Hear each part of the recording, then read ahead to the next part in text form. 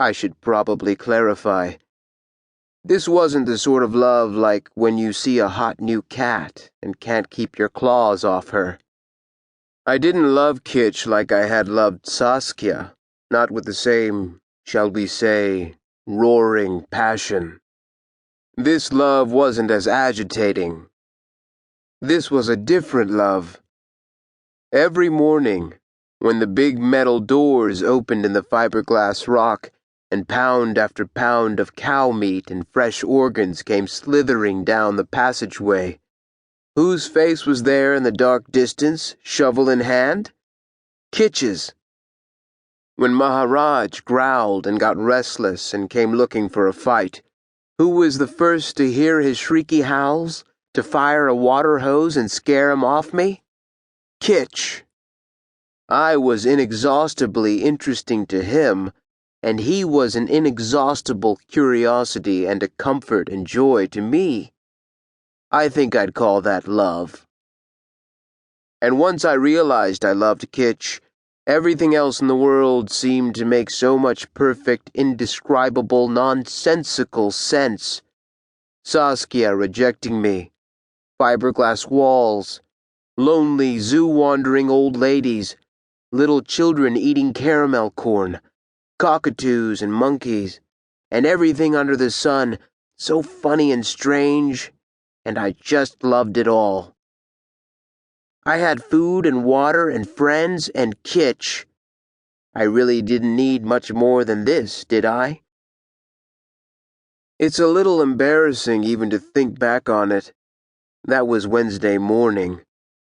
It didn't take long for things to take a turn for the worse.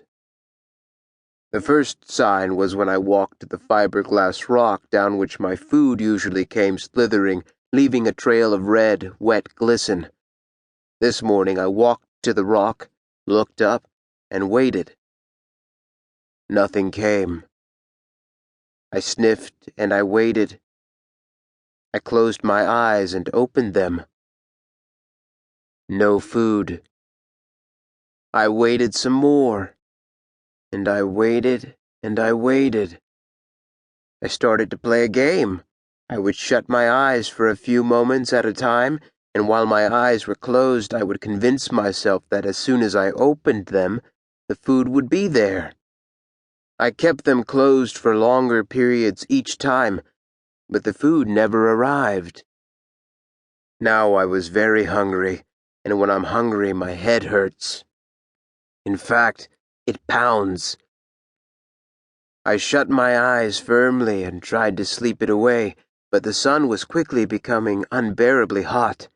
This was the middle of August, and I didn't want to go in search of shade lest I miss the food when it finally came, and Maharaj, finished with his own meal but greedy still, would come and pilfer it.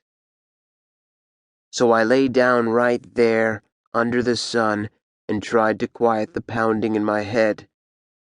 By this time the people had started to arrive, not just a few early morning walkers, but thick hordes of people, huge summer vacation swarms, 3 or 4 deep, 5 or 6 herds of summer campers alone, plus tourists and regulars.